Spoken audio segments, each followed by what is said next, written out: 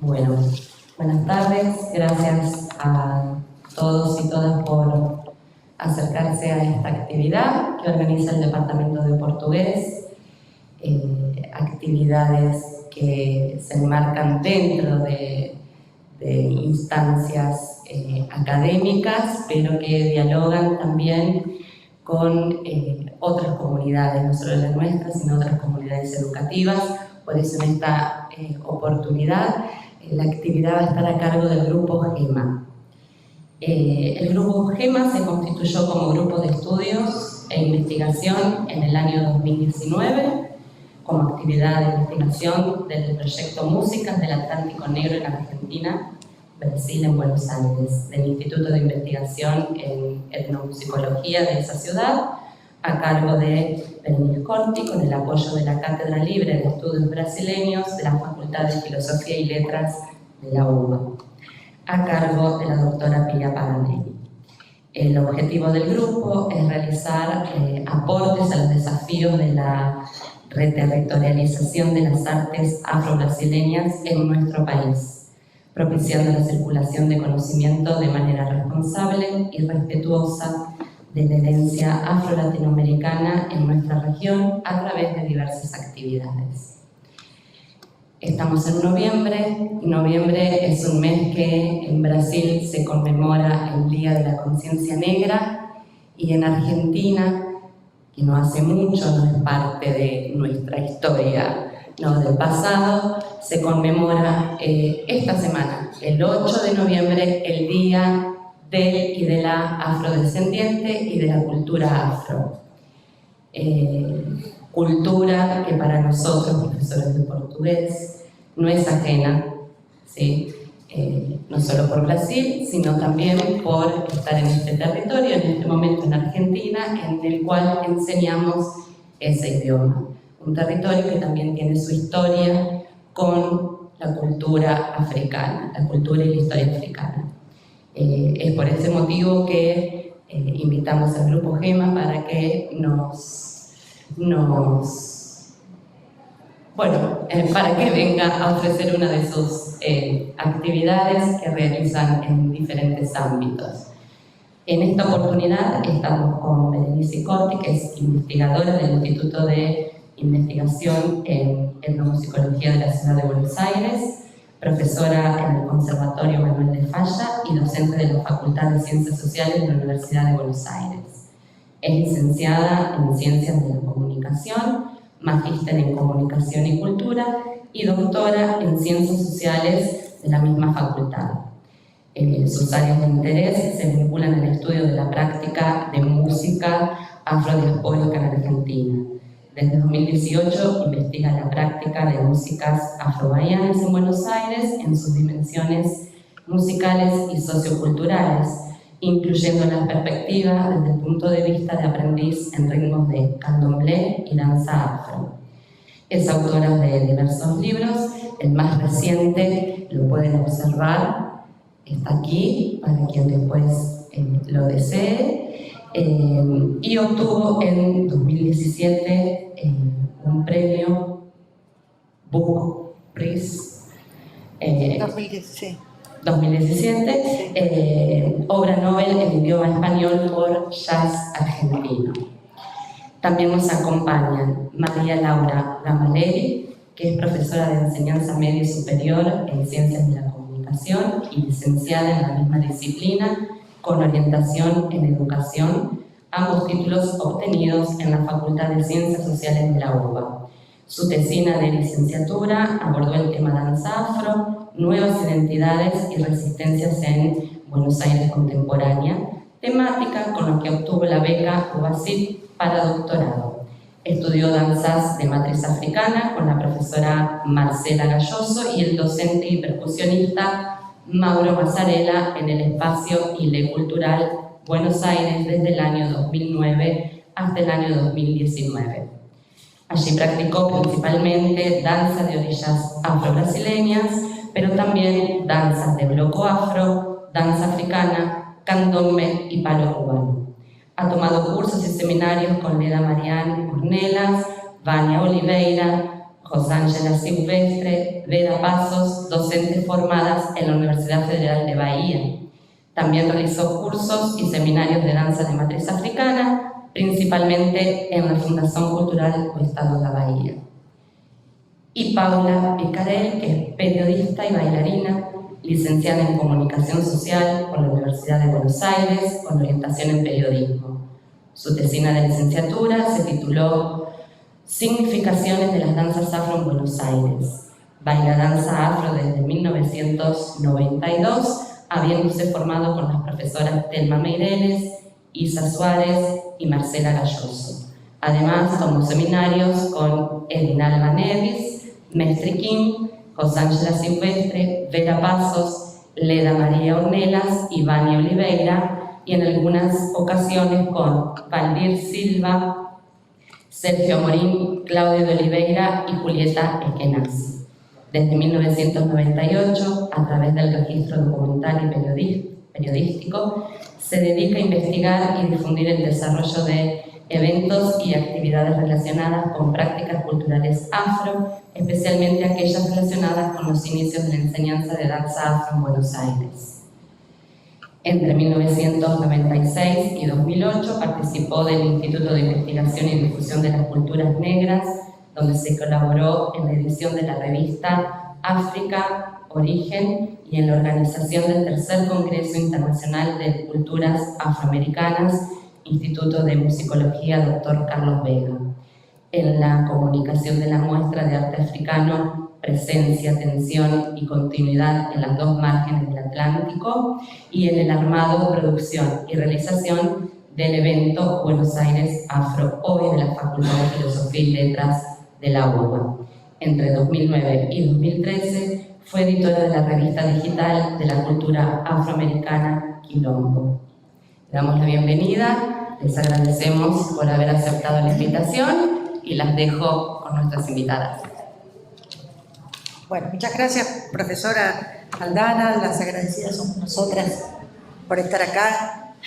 Nuestro grupo ya estuvo el año pasado también, así que bueno, es la segunda vez que participamos con una actividad. El año pasado fue referido a el samba, y bueno, esta vez nos toca con una orientación distinta. Dejamos un poco Río de Janeiro y nos vamos a Salvador de Bahía, de donde llegaron distintas prácticas artísticas que se instalaron en la ciudad de Buenos Aires y alrededores, y hoy están circulando prácticamente por todo el país.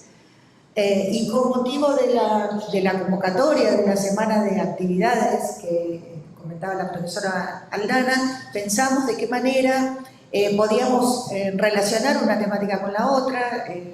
La conmemoración a Zumbido Palmares en Brasil, el Día de la Conciencia Negra, el 22 de noviembre, y el 8 de noviembre, el Día de los y las afroargentines y de la cultura afro, en conmemoración a María Remedios del Valle, capitana del ejército de Belgrano en época de la independencia.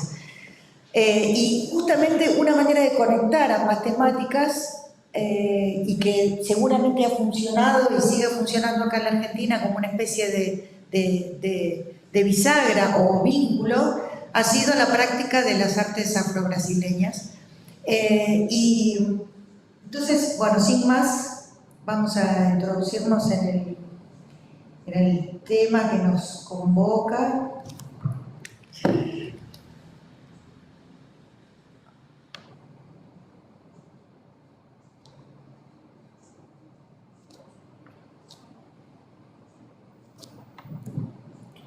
Bien, que titulamos Artes Afro-Brasileñas y Memoria, la danza de simbología de Orixás en Buenos Aires, que es una temática en la que hemos trabajado las tres, mis compañeras aún más específicamente en danza de simbología de Orixás.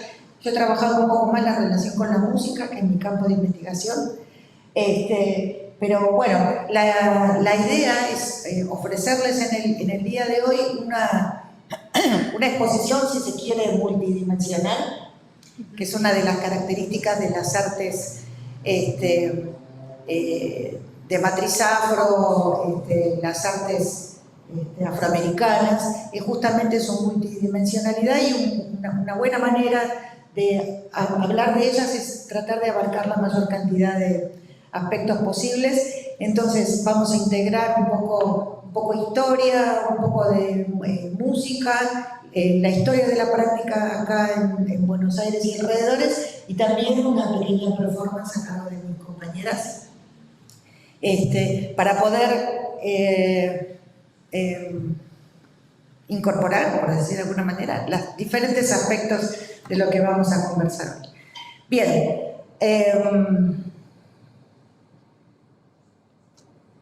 avancemos. Bueno, la historia obviamente comienza aquí. Esto que tienen delante de ustedes es un cuadro, un proyecto Ruta del Esclavo de la UNESCO. Hay que decir, por supuesto, que hoy en día hay un consenso generalizado en cuanto a la corrección del término esclavo al término esclavizado, que refiere diferentes cuestiones. Las personas no nacen esclavas ni son esencialmente esclavas, sino que fueron objeto de un proceso de sometimiento, de trata, ¿sí?, de comercialización como mercancías. Entonces existe un consenso, si bien todavía la UNESCO, no sé si estaba mirando la página web antes de venir, en algunos lugares sí dice esclavizado, pero bueno, este programa de revalorización de determinados sitios considerados patrimoniales en las rutas, en la trata transatlántica, se sigue llamando Ruta del Esclavo. Bueno, este es el mapa más reciente de la UNESCO, en donde se puede observar cuáles fueron las rutas principales de trata esclavista entre los siglos XVI y XIX. Según los autores, se trató de entre 12 y 15 millones de personas que fueron capturadas y llevadas de manera forzosa a América. En esa cantidad, entre 12 y 15 millones de personas, aproximadamente entre un 15 y 16% no lograban completar la travesía por las condiciones horrorosas en las que se desarrollaba justamente esa ruta. Y los porcentajes de arribo de las personas esclavizadas, objeto de trata, personas provenientes de distintas zonas de África, principalmente el oeste africano, que también algo del sudeste. Un 40% de esas personas fueron arribadas al Caribe, como se ve ahí, otro 40% al Brasil, un 10% a los Estados Unidos, y aunque nos suene súper extraño y exagerado, también un 10% al Río de la Plata, teniendo en cuenta no solamente la ciudad de Buenos Aires, sino también Montevideo, ¿no? Hay que pensar también que de todo ese arribo tan importante al Río de la Plata, gran parte eran trasladados por lo que se llamaba el Camino Real, ¿no?, que uno de sus puntos fundamentales estaba situado en Córdoba, ¿no? Justamente en Córdoba, la estancia Altagracia, lo han convertido en un hito de la Ruta del Esclavo, porque es un lugar en donde vivieron muchas personas y quedan marcas, ¿no?, de esas personas, no solamente en los espacios, sino también en la arquitectura. Es un lugar muy interesante para ir a conocer. Bueno, entonces, por ese camino real también llegaban vía Córdoba, al noroeste, ¿no? Pero también hubo mucha gente que quedó en el Río de la Plata en la época de la colonia. Aproximadamente un 30% de la población local era africana o descendiente de africanos. En Córdoba aproximadamente un 50%, en el NOA entre un 70 y un 75%. Sin embargo, durante muchísimo tiempo, las fuentes oficiales de la investigación de las personas que habían ingresado, de la investigación sobre las personas que habían ingresado por causa de la trata esclavista al Río de la Plata, decían que aproximadamente, contabilizando los documentos que existían, ¿no?, del comercio registrado, llegaba a 67.242 personas. Es un número exacto porque justamente se contabilizaban los números, ¿no?, de ingresos que habían llegado al Río de la Plata entre 1569 y 1835. Pero en sucesivas investigaciones, algunas de las cuales muy recientes por parte de un historiador uruguayo que se llama Alex Borucki, que finalmente unificó distintas cifras, por ejemplo, incorporando también algunos datos que hoy son posibles de recuperar, los que tienen que ver con el tráfico ilegal, que eran ingresos que sobre todo se hacían en Colonia del Sacramento. Se puede llegar a una cifra de que aproximadamente al Río de la Plata llegaron 200.000 personas, lo cual, si nosotros pensamos un segundito la dimensión de esta cifra en esa época, ¿no?, ya hoy en día 200.000 personas es muchísima gente.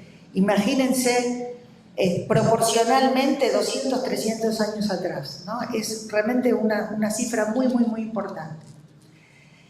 Y gran parte, y estas flechas en amarillo, que las agregué yo porque no están incorporadas en este mapa de la UNESCO, pero que sí es uno de los puntos que trae Alex Borucki, tiene que ver con justamente ese tráfico ilegal que provenía del Brasil a la Argentina.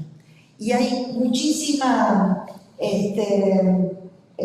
digamos, hay algunas informaciones que hoy en día, muchas gracias, se han podido recuperar. Y una de las conclusiones más interesantes, desde mi punto de vista,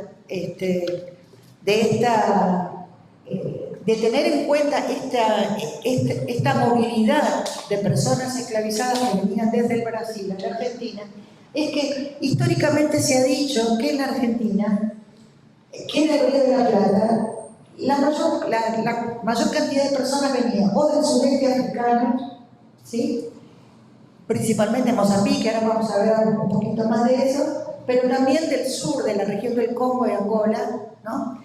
Pero si nosotros vemos que en realidad también desde el nordeste, desde Río de Janeiro, pero también desde el nordeste de Brasil, llegaban personas esclavizadas, entonces también podemos pensar que no solamente fueron personas de los pueblos mantúes, ¿no?, o del sudeste africano, sino también yorubas, ehuefón, que es probable que acá en la Argentina haya llegado una diversidad de esa diáspora bastante importante y que todavía falta documentar del todo. Bien, sigamos. Entonces, para sintetizar, esta afrodiáspora básicamente es una afrodiáspora de cuerpos, ¿no?, que no es solamente lingüística, no es solamente de cuerpos materiales, sino también de cuerpos trasladando símbolos, cosmovisiones, maneras de ser y de reconocerse en el mundo. Entonces, bueno, acá tenemos los lugares, ¿no?, principalmente que llegaban al Río de la Plata, Angola y Mozambique, por vía directa, desde Río de Janeiro, el Luanda y Benguela, ¿no?, provenientes del Luanda y Benguela, de Salvador, todo lo que tiene que ver con el Golfo de Benín, actuales Ghana, Togo, Benín y Nigeria, ¿no?, básicamente lo que se conocía también en África como el Reino de Dahomey, ¿no?, los pueblos ehuefón. Y esta diáspora en los cuerpos que, insisto, no es solo de cuerpos, sino que también es de símbolos. Primero fue física, fue material a través de los barcos, y también, según la conceptualización de un sociólogo británico de origen guayanés que se llama Paul Gilroy, que denomina Atlántico Negro a las formaciones culturales dispersadas por los afrodescendientes, primero con la trata esclavista y luego a partir de la industria cultural. Entonces esos símbolos también circularon durante el siglo XX. sigue circulando, por medio de inmigraciones, migraciones y circulación de bienes simbólicos con artistas y trabajadores culturales del Atlántico Negro, ¿no? Entonces, no se trata solamente, decíamos, y justamente la práctica de la danza afro de simbología de orillas tiene que ver con este proceso, ¿no? Con esta circulación de personas a través de estos procesos de migración, pero también de circulación y de difusión de diferentes producciones simbólicas de los afrodescendientes de Brasil en Argentina, ¿no? Bien. Sintéticamente, ¿de qué se trataría? ¿Cómo nos alcanzaría el Atlántico Negro también en Argentina? Que es, bueno, es uno de los ejes de investigación que tenemos con el GEMA, porque siempre la Argentina se ha pensado a sí misma por fuera de todo lo que tuviera que ver con la cultura afroamericana, africana, etc.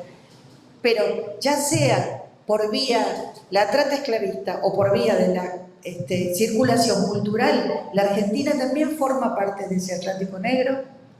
Y entonces dice Gilroy que el Atlántico Negro son formas y flujos culturales dispersadas por los afrodescendientes dentro de estructuras de sentimiento, producción, comunicación y memoria, que circularon con la trata transatlántica y posteriores migraciones, pero también a través de la cultura de masas y de redes. Menciono especialmente esto de las redes porque hay una antropóloga brasileña que se llama Goli Guerreiro, que hizo dos libros hermosísimos, que uno se llama Terceira Diáspora y el segundo Porto da Bahía, que justamente problematiza eso, ¿no? Esta nueva fase de la circulación de los bienes simbólicos del Atlántico Negro a través de las redes, ¿no? Y no solamente Estados Unidos, Brasil, sino que justamente lo que permite las redes es esa multidireccionalidad, ¿no? Que incluso permite un diálogo Brasil-África que ahora se ha acelerado muchísimo más, ¿no? Entonces, bueno, recomiendo muchísimos libros que son hermosísimos. Y estas formas y flujos culturales están marcadas por distintas asimetrías y por las ambivalencias y ambigüedades de la cultura popular, ¿no? Entonces, una de las características que menciona Gilroy y también otro sociólogo británico, en este caso de origen jamaiquino, que era Stuart Hall, que básicamente una de las características de la cultura popular es justamente su ambivalencia, ¿no? Podemos ver que son formas totalmente tradicionales, pero al mismo tiempo también pueden tener una tremenda vocación modernista y contemporánea, ¿no? El caso del jazz sería uno de ellos, o el caso, por ejemplo, de cualquier expresión del hip hop brasileño, ¿no? En donde a la vez que está, pensemos en Emicida, ¿no? A la vez que está evocando toda una tradición, ¿sí? Está mirando hacia el futuro y pensando en qué es lo que viene después, ¿no? Bueno, tiene que ver con esta cosmovisión y lo que él dice también en su documental, ¿no? Nada, no nos vamos a ir por ahí porque es hermoso, pero nos vamos a desviar. Bueno, y en el caso de la Argentina, estas formas y flujos culturales fueron incorporadas por argentines, sean o no afrodescendientes, que seguramente es un caso bastante particular en relación a otros países de América Latina, se reconozcan o no como tales, ¿no? Porque al mismo tiempo, y esto lo vamos a ver ahora, una pequeña periodización, nosotros estamos viviendo un periodo de revisibilización de la cultura afrolocal. Entonces, en este proceso hay personas que podemos identificarnos como afrodescendientes, ¿sí? Y hay personas que pueden serlo y todavía no se identifican, ¿no? Por múltiples razones, ¿no? Puede ser porque no conozcan su historia familiar, porque es un proceso, reacomodarse, ¿no? En ese reconocimiento, en el marco de una sociedad donde se nos ha impuesto esta blanquedad. Así que las prácticas de las artes afrobrasileñas, desde mi punto de vista, y entiendo que mis compañeras también, han contribuido fuertemente a este proceso también de revisibilización de la cultura afro en Argentina. Bien, entonces, de vuelta, esto muy sintético porque esto da para muchas cosas, pero vamos a hacer como una especie de contexto, ¿no? Los antropólogos Alejandro Frigerio y Eva Lamborghini en un trabajo del año 2011, esperen que tengo por acá el nombre, los afroargentinos, formas de comunalización, creación de identidades colectivas y resistencia cultural y política del Programa de las Naciones Unidas para el Desarrollo, dentro de un cuadernillo que se llamó Afrodescendientes y Africanos en Argentina, describen los distintos procesos de comunalización de las comunidades afroargentinas en nuestro territorio, que más o menos la podemos periodizar de esta forma. Las cofradías del periodo colonial tuteladas por la Iglesia Católica en el marco San Benito de Palermo, San Pedro Telmo, ¿no? En la Iglesia de la Piedad existían estas cofradías de africanos y africanas. Luego, naciones africanas en el periodo de organización nacional que ya tenían los nombres de las naciones tal como nosotros las vemos en Brasil, ¿no? Entonces estaban los Minas, ¿no? Estaban los Congo, ¿sí? Con sus nombres de las naciones africanas, muy interesante. Luego, hacia fines del siglo XIX, periódicos y asociaciones comunitarias carnavalescas durante el orden conservador. Allá arriba no tengo un puntero, pero a ver, ¿se ve ahí? No tengo puntero, pero bueno, arriba hay una fotografía del periódico La Juventud. Había varios, ¿no? La Juventud, La Broma, El Proletario, un libro muy hermoso de la antropóloga e historiadora Lea Heller, creo que es Caminos Negros, Andares Blancos. Es una investigación muy exhaustiva sobre los periódicos de los y las afroargentinas en ese periodo. Bien, y eran organizaciones comunitarias, ¿no? Que entre otras actividades desarrollaban sus periódicos, en donde en esos periódicos nosotros podemos ver cuáles eran sus actividades culturales. Para hacer algún tipo de paralelismo, vieron las sociedades de socorros mutuos de las asociaciones de inmigrantes. Bueno, primero fueron las sociedades de africanos acá en Argentina.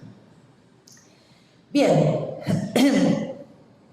este es el momento de la declinación demográfica, no tanto por aquel relato mítico de la desaparición, que nosotros hoy en día ya sabemos que no es tal, ¿no? Que desaparecieron con las pestes y con las guerras, sino una declinación por una proporción. Ingresa una mayor cantidad de inmigrantes europeos que provocan un gran impacto en el total poblacional de la Argentina y declinan porcentualmente, ¿no? Obviamente pudo haber incidido algo de lo que se conoce como el relato de la carne de cañón y todo lo demás, pero por ejemplo las mujeres no iban al frente, ni los niños, ¿no? Entonces, pudo haber incidido un poco, obviamente no tenemos los números como para saber exactamente cuánto, pero más que nada fue desde el punto de vista porcentual. Y además estamos hablando ya a fines del siglo XIX, no en la época de la Guerra de la Independencia, que es donde se suelen situar estos relatos de los africanos y afrodescendientes como carne de cañón de la Guerra de Independencia.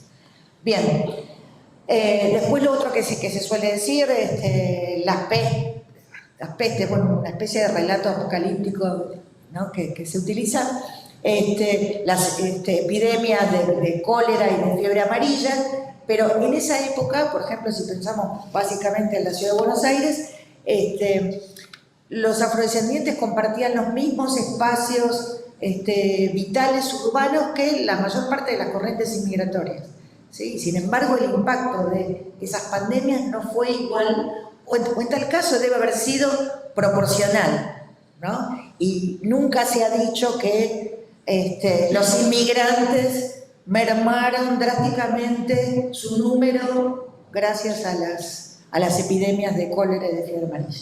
Bueno, durante el siglo XX comienzan las corrientes inmigratorias afrodiaspóricas. Uy, ¿qué dice? Un lío. Ahí volviste. Bien. Quise mover porque está como lejos, pero no coincide, ¿no? No. Corrientes inmigratorias afrodiaspóricas, básicamente de Cabo Verde, en distintos momentos, inició a fines del siglo XIX, luego en la década del 20 y en la década del 40 hasta los años 70. Hay dos comunidades muy importantes, una es la de Doc Sud, ¿no? Con la asociación, la Sociedad Caboverdiana de Socorros Mutuos, que está en Doc Sud, y la otra está en Ensenada, ¿no? Y a partir de los años 90, corrientes inmigratorias de Senegal, Nigeria, Ghana, Camerún, Sierra Leona, Congo.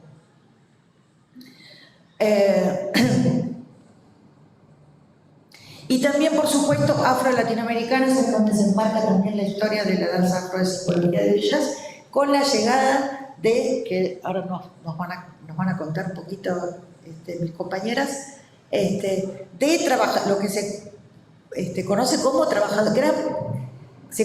trabajadores y trabajadoras migrantes, ¿no? Afro-brasileños a la Argentina.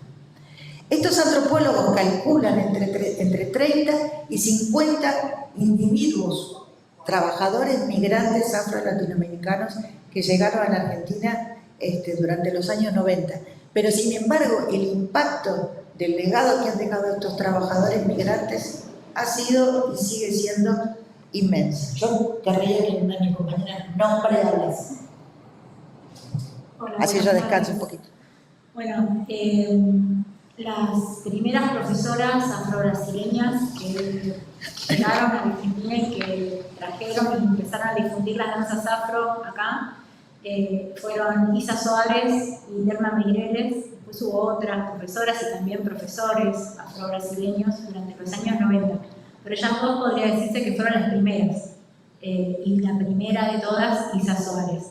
Ella llegó a la Argentina a mediados de los años 80 con el retorno a la democracia y a partir de ese momento primero dio clases en Bahía Blanca y después en la ciudad de Buenos Aires.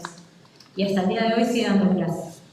Y Derma Meireles ingresó al país en el 91 o 92, de memoria no me acuerdo, y empezó a dar clases también en la ciudad de Buenos Aires y después, a comienzos de los años 2000, se fue a vivir a Córdoba y hoy hasta la actualidad genera ya movimientos masivos con las danzas afro en Córdoba, ¿no? Ella vive en la banda y ahí también sigue dando sus clases hasta hoy.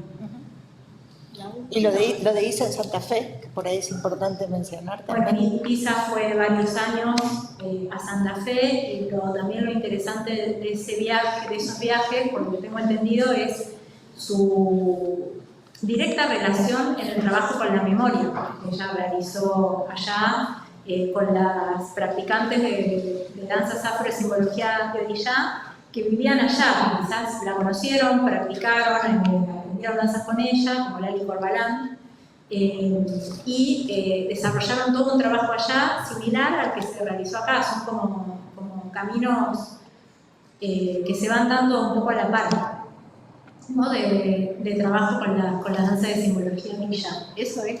Sí. Lo que es interesante observar que... ¿Vos querés decir algo? No, pensaba en esto de que como también ellas, como las primeras, sembraron semillitas en un montón de otras docentes y de ahí salieron como una nueva generación de docentes que, bueno, docentes argentinas como Marcela Galloso, Julieta Eskenazi, Laura Rabinovich, Cecilia Benavides, sí, no, ellas son las cuatro principales. Que bueno, también ellas generaron un montón de movimientos masivos Sí. acá en la Argentina. Solo esperaría. Sí, y en diferentes espacios, que no necesariamente eran espacios formales. Esos espacios en donde se fueron generando estos movimientos pudieron haber sido un centro cultural, como el Centro Cultural Ricardo Rojas, dependiente de una universidad, pero también, por ejemplo, el espacio de las marchas, en la calle, o una comparsa, como en su momento fue la comparsa de Rambuey. No sé si vos, Bere, querés contar un poquito de eso. ¿Fue? ¿O no? Yo no iba a contar, pero... bueno. No, nada, diferentes espacios que fueron abriendo como distintos caminos para las danzas afro a partir de este trabajo que hicieron estas primeras profesoras y profesores que vinieron a la Argentina y que después continuaron también a la par las profesoras argentinas. Listo. Muchas gracias, queridas compañeras. Entonces, por un lado tenemos estos procesos de comunalización dentro de los que se inscriben al final los movimientos de cultura afro, desde los 90 hasta la fecha. Bueno, en las ilustraciones que vienen atrás tienen el periódico La Juventud, el famoso cuadro de toque de cantores frente a rosas, gauchos negros argentinos a fines del siglo XIX, bueno, y el movimiento activista local. Esa foto de las mujeres negras en el Congreso de la Nación fue en agosto pasado, en la primera Asamblea Nacional de Mujeres Afrodescendientes y LGTBQI+, que se realizó justamente en la sala principal del Congreso de la Nación. Bien, y en paralelo a estos procesos de comunalización, los investigadores también refieren a los procesos de invisibilización. ¿En qué consistió la invisibilización de los y las afrodescendientes en la Argentina? La eliminación de los marcadores raciales en los censos. Ahí tienen una ilustración también de esos. Eso les recomiendo una página web que se llama Afro Argentina, que recoge varias imágenes y describe cómo se realizaba esa... cómo personas que en un censo determinado aparecían como afrodescendientes, al censo siguiente aparecían como trigueños, ¿no? Eso está documentado, muy estudiado, principalmente por un historiador norteamericano que fue pionero en estos estudios, George Ray Andrews, con su libro de 1980, Afro-Argentino de Buenos Aires, si mal no recuerdo. Bueno, lo que ya mencionamos, la narrativa de la desaparición de las afro-argentinas en tierras y pestes, la inmigración europea también como un proyecto del orden conservador del fin del siglo XIX, principio del siglo XX, y la ubicación de lo negro en el pasado de la nación por parte de la educación formal del Estado. Un ejemplo de esto es que en los actos conmemorativos del 25 de mayo siempre aparecen las personas afrodescendientes hasta 1810, después ya no aparecen más. Y cuando aparecen hasta 1810, ocupando determinados roles sociales muy específicos, cuando ya se sabe que los afrodescendientes ocupaban distintos espacios, no solamente esos lugares subalternos, sino que también eran reconocidos músicos, en algunos casos comerciantes, militares. Bueno, hay una construcción sobre cómo eran los afrodescendientes en la época de la colonia. Bien, en los estudios sobre música popular, todo lo que tiene que ver con lo negro y con lo originario confluyó de alguna forma en lo que nosotros denominamos criollo, ¿no? Cuando en realidad la palabra criollo, que viene del creol, ¿no? Tiene que ver también, etimológicamente también fue utilizada en otras partes de América, sobre todo en Estados Unidos, New Orleans, el Caribe, como africanos descendientes en la Argentina, descendientes en América. ¿Sí? Sin embargo, acá criollo tiene otra connotación. Bueno, también es otra cosa para abrir muchísimo, pero no lo vamos a hacer. Y sobre todo en la industria cultural, dispositivos diversos de salvajización y extranjerización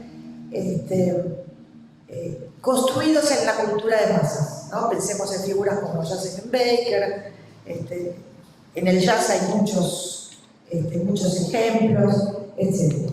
Bueno, entonces, ya que estamos hablando de la cultura de masas, y para hacer un poquito más llevadero esto, vamos a ver algunos ejemplos de cómo ingresó la cultura brasileña en general en la Argentina muy tempranamente, ¿no? En un caso, por ejemplo, en los años 1922 y 1923, Oito Batutas con Pichinguinha, Donga, uno de los grupos de la música popular brasileña, afro-brasileña más reconocido, el choro, ¿no? Y también con un formato tipo jazz band que presentaba en algunos momentos, hicieron importantes giras en la Argentina, como les decía, en el año 22 y 23, no solamente en Buenos Aires, sino en distintas localidades de la provincia de Buenos Aires. Vamos a escuchar un poquito cómo sonaba, nada, unos fragmentos.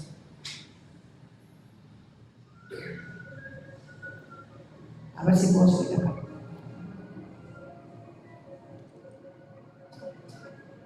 ¿Se podrá subir de ahí para no salir del...?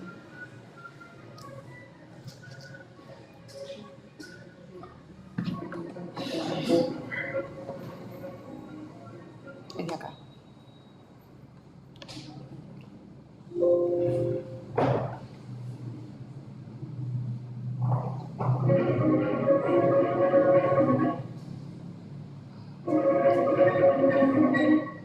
¿Se escucha?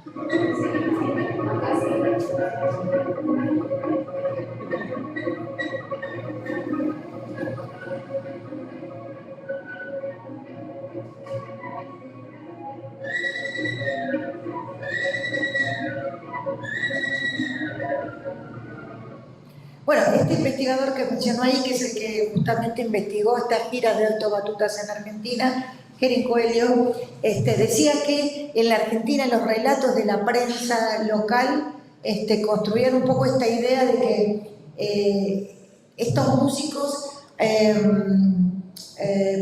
pertenecían a una suerte de otredad contrastiva en términos de Gerin Coelho, ¿no? un otro muy contrastante con lo que era la Argentina, ¿no? Y en el caso de, ustedes fíjense, esta película que se llamó Down, a ver, lo tengo anotado por acá,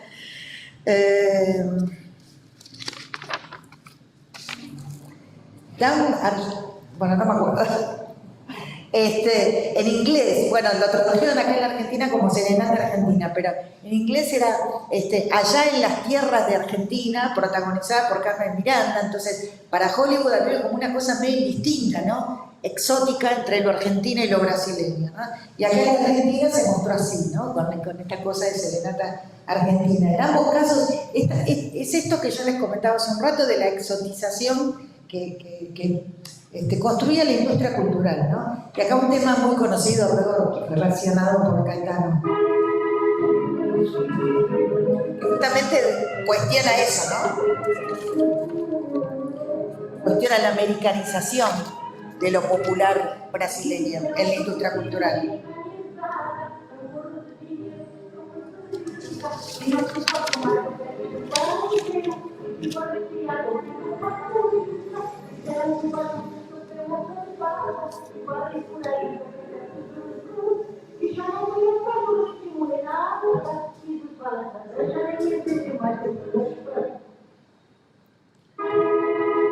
No, yo quiero pasar. Sí.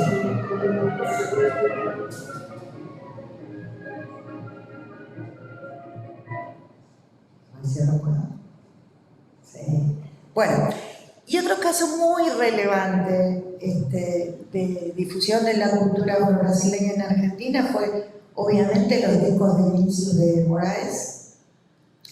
Según el sociólogo brasileño Reginaldo Brandi, la producción de Vinicius de Moraes o la figura de Vinicius de Moraes se inscribe dentro de lo que fue en Brasil, lo que él denomina el movimiento de recuperación de los orígenes brasileños, integrado por Vinicius, Baden Powell, y que se inició a fines de los años 60, se continuó en los años 70 también, y que ingresó a la Argentina. Es muy interesante esto, que también ingresó como una música artística de vanguardia y todo lo demás, pero al mismo tiempo en la televisión, ¿no? En este programa que era muy famoso,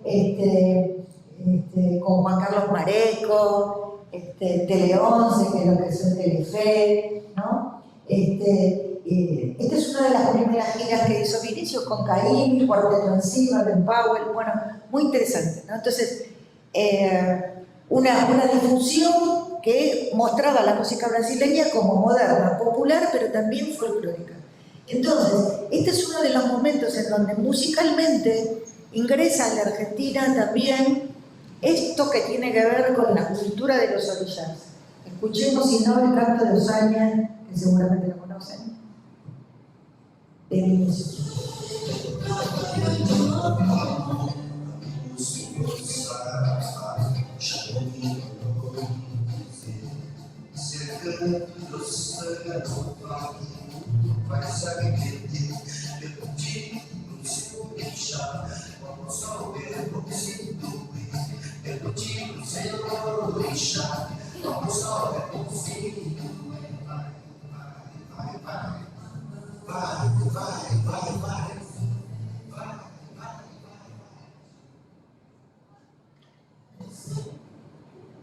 Bien, y otro momento interesante, a ver,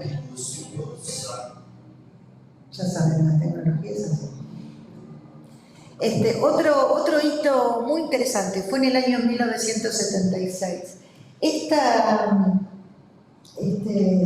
fotografía corresponde a una publicación que se llamaba Brasil Cultura, de mediados de los años 70, editada por la Embajada de Brasil en Buenos Aires. Muy interesante también, porque ya iniciada la dictadura escribían en esa revista periodistas intelectuales argentinos que probablemente esa debe haber sido una de las pocas posibilidades laborales que tenían en esa época. Bien, en el año 76, dirigido por el coreógrafo argentino Oscar Arás, y el grupo que dirigió al grupo Corpus, que es uno de los grupos de danza de Brasil, uno de los más antiguos, que sigue vigente en la actualidad, trajeron con música de Milton Nascimento el espectáculo María María, de donde surgió la famosa canción que reversionó Mercedes Sosa, ¿no? Bueno, en la revista Brasil Cultura, sin embargo, aparece como dentro de una nota sobre folclore, ¿no? Entonces la música de Milton Nascimento en esa época era percibida como folclórica, ¿no? Pero también, si pensamos en Oscar Arás, Milton Nascimento, el grupo Corpus, era algo muy contemporáneo y muy de vanguardia. Entonces vamos a escuchar algo de la música, de la banda de sonido de esa obra, ¿no?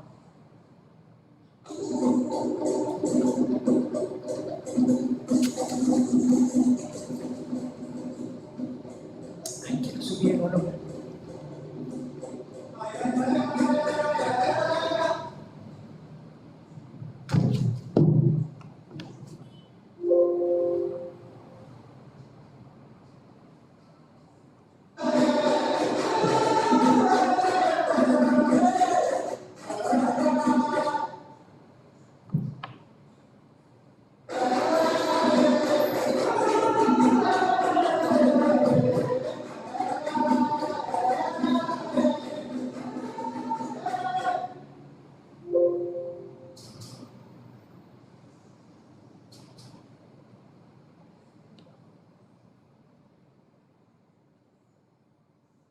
Bueno.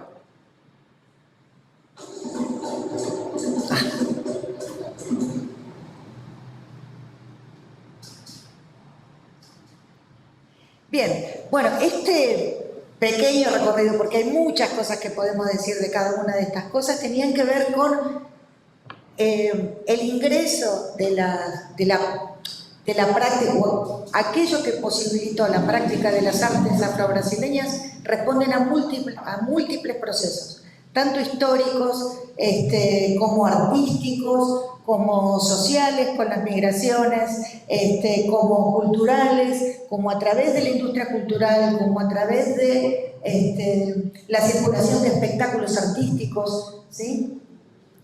Básicamente lo que decía Paul Gilroy, los símbolos del Atlántico Negro circulando por todas partes. La danza de simbología de orillas se inscribe también en este proceso.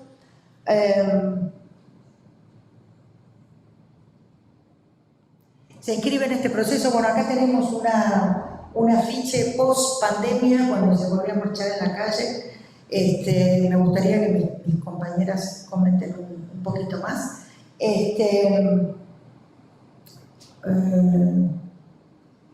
Y una de las expresiones más importantes de la práctica de la danza de simbología de orillas tiene que ver con la historia de marchar danzando o de danzar, marchando en las marchas del 24 de marzo, día que se conmemora el Día de la Memoria, la Verdad y la Justicia en la ciudad de Buenos Aires. Esta historia comenzó en el año 2001, chicos, por favor, me corrijan, a cargo de Turugo o Turugua, que eran alumnas de Isa Suárez, de esa bailarina que comentaban recién las chicas, que bailaron como grupo hasta el año 2005, María Balmaceda, Cecilia Benavides, Julieta Eskenazi, Wanda Mickelson, Victoria Pagani y Alejandra Basage. A partir de ahí empezaron un poquito después, cuando Paula... 2005. Empezaron a hacer una convocatoria pública. Les voy a mostrar un pequeño video que estaba incorporado en el PowerPoint, pero que por alguna razón no funciona. Entonces lo vamos a ver directamente desde YouTube. Pero creo que te está mostrando la otra pantalla. Ah, ¿y por qué será? Porque no lo minimicé.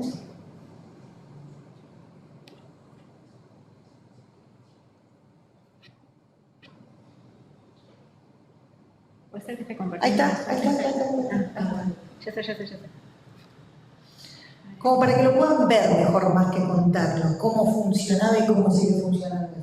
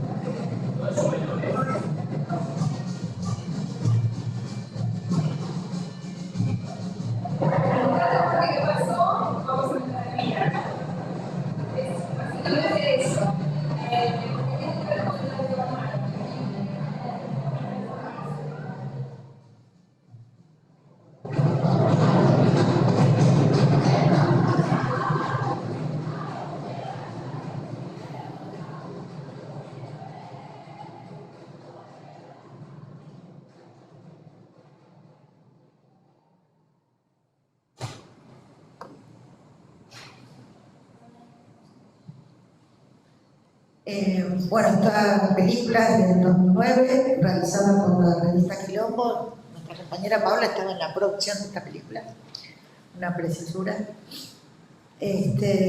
Y bueno, les queríamos mostrar también otras manifestaciones más actuales. ¿Qué pasa? Sí, lo vamos a poner. Ahí está. Otras versiones más recientes, como por ejemplo esta del año 2019, que es que son fotografías que tomé yo así precariamente para mi trabajo de investigación, y a diferencia del anterior, ustedes pudieron reconocer seguramente la música de Samba Reggae, ¿no? del bloco afro, que en este caso de esa película fueron tomadas de discos de La Chiringa, que era una agrupación que participaba también en las movilizaciones del 24 de marzo. Y en los últimos años empezó a hacer un proceso también por parte de un bloque de percusionistas que empezó a adaptar la música de los ritmos del candomblé, que es la que se corresponde con esta danza afro de psicología de Orillás, en su formato más tradicional. Los músicos argentinos están adaptando los ritmos de candomblé al formato bloco afro para poder danzar marchando, que es algo que no sucede de la misma manera en Brasil, por supuesto, porque allá existen otros formatos, como por ejemplo el afoyé, para marchar tocando. Sin embargo, esto es una especie de hibridación, por decirlo de alguna manera, local que se hace en Argentina. Bueno, en el año 2019 todavía se hacía con música, ya se había hecho una experiencia así de adaptación. En el año 2019, antes de la pandemia, se hizo con música de samba reggae. Entonces yo le agregué el ritmo tradicional como para que nos empecemos a familiarizar con ese ritmo que tiene que ver en este caso con el orillá Ubá, que es un orillá femenino, es una orillá guerrera, y que fue elegida, no sé si exactamente por esa razón, pero confluyó que en ese año también se marchó en la marcha del 8M, con lo cual fue bastante interesante también que se eligiera esa figura, esa representación, esa simbolización de la orillá guerrera también para marchar en la marcha de la. ¿Cómo? ¿Alguien dijo algo? Bueno, vamos a ver una fotografía con la música del ritmo de candomblé, ¿sí? Que en este caso el ritmo se llama oguelé.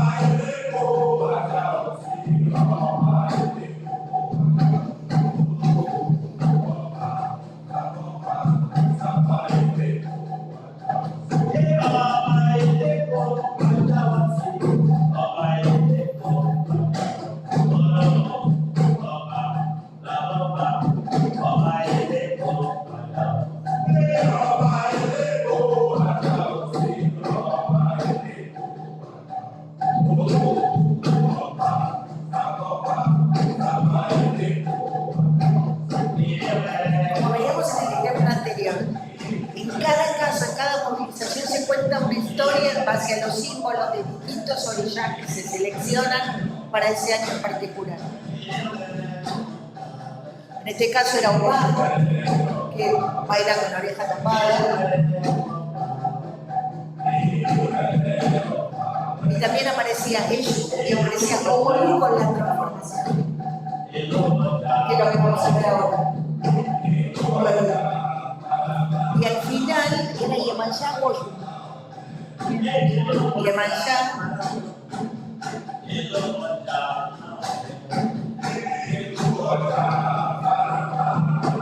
Como el agua que te recoge después de esa transformación. Ahí está la transformación y al final el agua.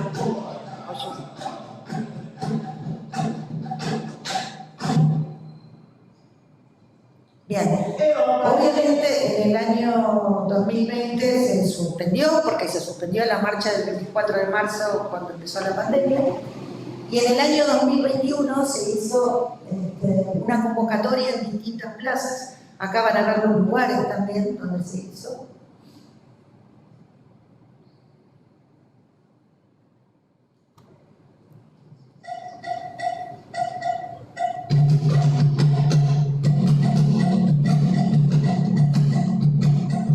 Y acá sí se utilizaron los ritmos de candomblé, porque no se estaba marchando.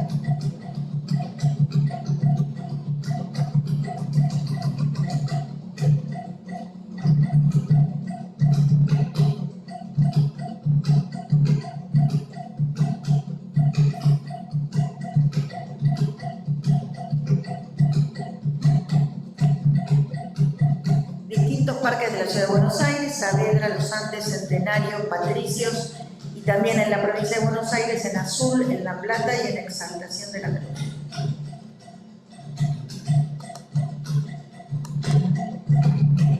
Y la simbología remitía al momento de la pandemia, ¿no?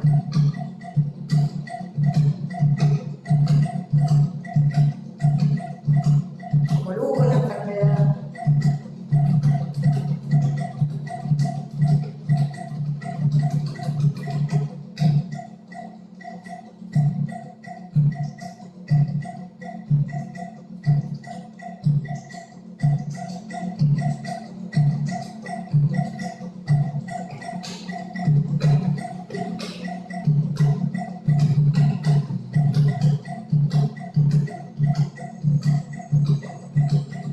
La mariposa de Yansan, que es búfalo que se convierte en mariposa.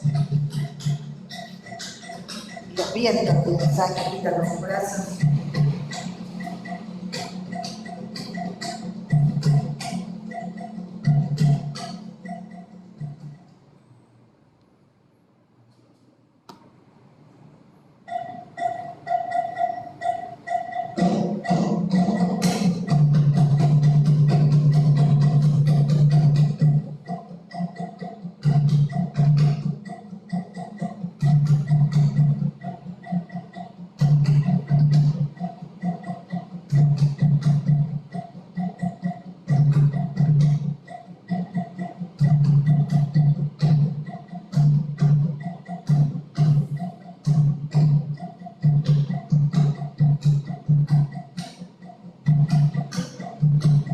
Una de las cosas que pensamos siempre es las distintas capas de memoria que se dan, ¿no? No solamente la memoria por la dictadura, sino la memoria por el descendiente.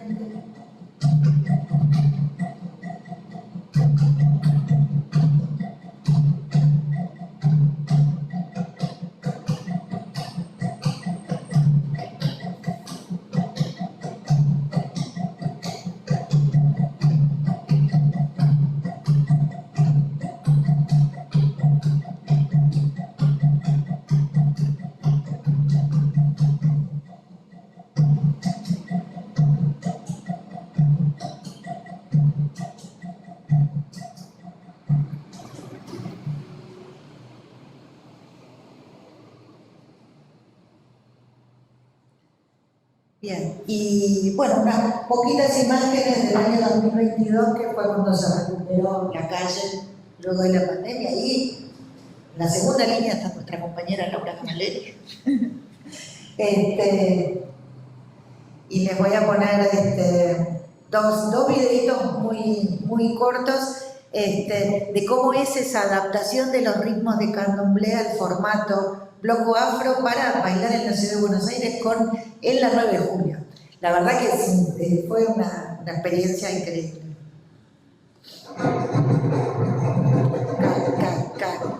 Y la misma clave que nosotros conocemos del candomblé, la de este ritmo que se llama Abamuña. Y tenemos acá.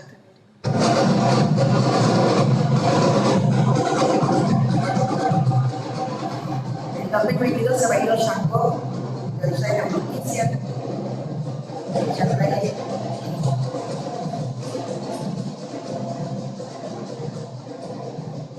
Se toca con los dedos en la mano, ¿no? Con instrumentos de globo afro, con polihuelo, con tambor de candombe.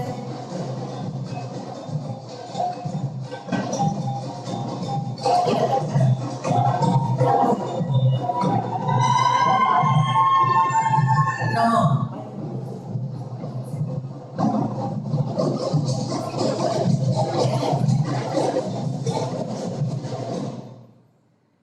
Bien, bueno, y esto en este contexto, como decíamos hace un rato, de revisibilización de la cultura y de la población afrodescendiente en la Argentina, y entendemos que la labor también de los artistas que practican músicas afro-brasileñas en Buenos Aires ha contribuido muchísimo para ello. No en vano, la marcha que se va a hacer este miércoles, 8 de noviembre,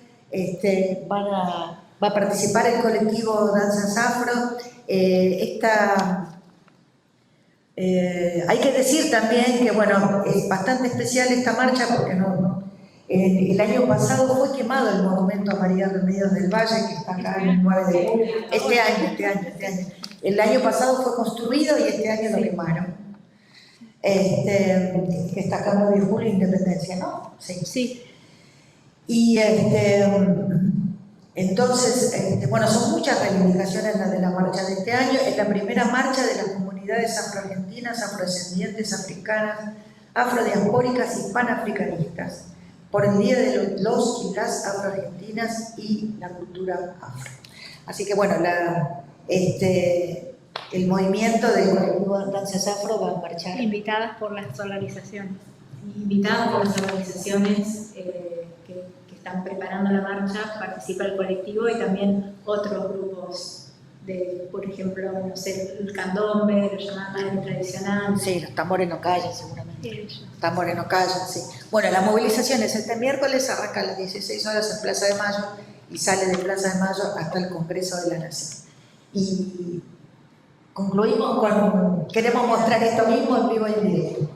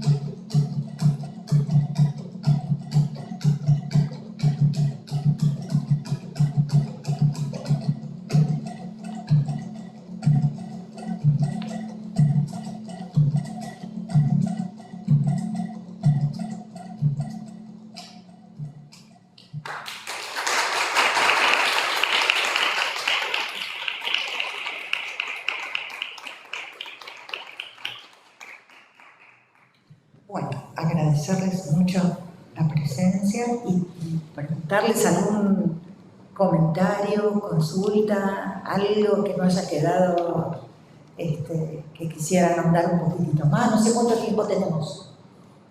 10 minutos finales para preguntas, consultas, dudas. Yo lo que quería saber es si representaron recién algún orillán específico. Cuéntanos. No, en realidad la mamuña se utiliza para dos cosas. Por un lado, en realidad es una llamada, es como como quien dice, vengan, o ya empezamos, es como una llamada, o un aviso de cierre. Eso por un lado. Pero más allá de eso, y corregime Beren si hay algo más para decir, por un lado es el ritmo que se utiliza para bailar el tiempo, ¿no? Entonces, el tiempo viene a contar su historia, viene a decir, hola, soy yo, soy un rey que tiene una historia, y vengo a contar los amores que tuve, y los grandes desafíos y las grandes batallas que tuve que conquistar para estar hoy acá. Por eso, de alguna manera, el tiempo es el guardián de la memoria, por eso se lo representa como un árbol. Bueno, podríamos decir muchas más cosas, pero un poquitito la danza del tiempo es eso, ¿no? Dice, soy un rey, acá estoy, bueno, tiene muchas otras simbologías, ¿no? Vengo a contar lo que vi, vengo a contar lo que oí, vengo a decir lo que tengo para decir, lo que escuché, bueno, un montón de otras cosas. Pero también la mamuña se utiliza para bailar todos los orillazos. Por lo tanto, es como una especie de repaso en donde se presenta cada orilla. Entonces, qué sé yo, nosotras bailamos, ¿quieres decir, Lauri? Dale. Las que bailamos, Sí. Bueno, está Iroko, Tiempo. Tiempo, sí. Está Yemanjá, está Eshu, Omolú también bailaron. Omolú, está Oum, está Shango, está Oyun también al final, y Oyosi, sí, y Oyumare también. Y Nana. Y Nana, sí. No están, por supuesto, todos, pero bueno, elegimos. Eso está marcado en la gestualidad, ¿no? Cada gesto en las manos remite directamente a una historia de ese orillá o un atributo de ese orillá. ¿Siempre se baila descalzo? Claro. ¿Cómo? ¿Siempre se baila descalzo? No necesariamente, en la calle, en la marcha, claramente bailamos con zapatillas, pero en las clases de danza sí, se baila descalzos. Y En las representaciones también, en sí, escenario. en escenario, y eso también, muy rara vez se baila calzados. Y lo que es importante para que sepan es que siempre la uña tiene un orden, pero ese orden en la actualidad es arbitrario. Por lo tanto, no van a ver siempre lo que vieron recién, porque nosotras seleccionamos determinados orillás y empezamos además con tempo, por lo tanto hicimos una mezcla. Pero si ustedes lo ven en otro lado, pueden llegar a ver millones de formas distintas de ordenamiento. Lo que sí tiene que tener un sentido, tiene que tener un orden, que no es al azar, digamos. Eso. Y la ropa blanca, porque vi que en algunas marchas había ropa roja también y otros colores, pero en general blanco. ¿Qué representa? En realidad... Tanto blanco. Yo sé que bueno, ahí hay mucho blanco, pero... Sí. En realidad se va pensando mucho en lo que implica, o sea, como si fuese un solo orillar que bailamos, elegiríamos los colores del orillar. A veces elegimos 3 o 4, porque consideramos que esa marcha necesita, para que nosotros podamos hablar, como decía la nota de la revista Quilombo, desde los cuerpos, es decir, desde los cuerpos necesitamos expresarlo a través del lenguaje de distintos orillas. Entonces, por ejemplo, si nosotras queremos, como ese signo que veían en el video, ¿no? Que los tiempos se están extendiendo, como que es la bicicleta del tiempo, que no, los juicios no llegan, bueno, elegimos el tiempo para contar eso, pero también elegimos Yemanjá para que nos dé ese abrazo por las madres, en honor a las madres, y también podemos elegir Oyun porque revolvió el río, o sea, entonces por ahí pensamos, bueno, tiene que ser amarillo por Oyun, pero tiene que ser celeste por Yemanjá, y tiene que ser, entonces bueno, finalmente elegimos quizás 2 colores o 1 representativos. El año del video que vieron de Quilombo elegimos blanco por Iroko, por el tiempo, cuyo color es el blanco. Y si por ahí vieron otra marcha que estaba de rojo, quizás puede haber sido por Shango, puede haber sido por y ANSA, dependiendo de las imágenes que ustedes vean. Pero tiene que ver con eso. Y la de naranja fue OVA. Ah, la de Tenemos que hablar de ¿OVA? Sí, ¿qué fue? En el 2019. 19. Bueno, Sí. justamente OVA también es guerrera. Es una de las mujeres, podría decirse, Sí. de Yango. Bueno, y también tiene una historia trágica porque ella justamente se corta su orejita por amor y por eso ella baila con la mano acá en la oreja, tapándose la oreja, pero es un orillá que es guerrero y que siempre va al frente. Y bueno, creo que en esa fecha que también bailamos en el 8M, era muy importante traerla también, ¿no? Como reivindicar también todas esas mujeres, todas. Me parece que, bueno, vos que estuviste con la cocina de adentro, por ahí podés comentar. Esa cosa de autonomía femenina, ¿no? Era eso, sí, era que a pesar de cualquier adversidad y de cualquier cosa que te pudiera pasar, ibas a salir adelante luchando, como ella. Era como que ella encarna la lucha más visceral de todas, porque se fortalece a pesar de todo lo que le pasa. Le engañan, le dicen, no, cortate la oreja que te va a convenir porque vas a comer. Y ella lo hace, y a pesar de todo eso, ella sigue luchando. Entonces un poco es eso, es esa fortaleza cuando no tenés fuerza. Por eso habíamos elegido ese orillá ese año.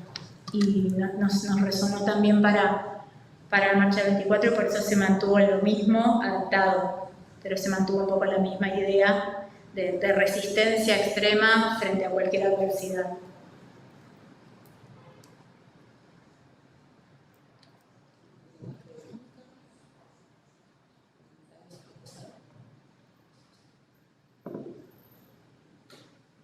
Bueno, entonces podemos dar por finalizada la actividad. Les agradecemos.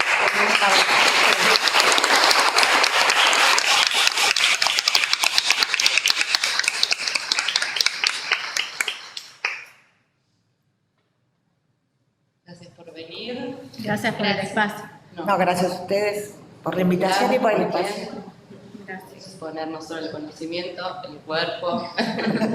Es una de las características del GEMA, Pere también, lo quiero remarcar, ella también es practicante, no es que solamente investiga, y es como lo que le dio nacimiento al GEMA, que es el grupo que Berenice coordina, ¿no? Que seamos practicantes que investigamos, investigadores que practicamos. Eso. Gracias. Gracias.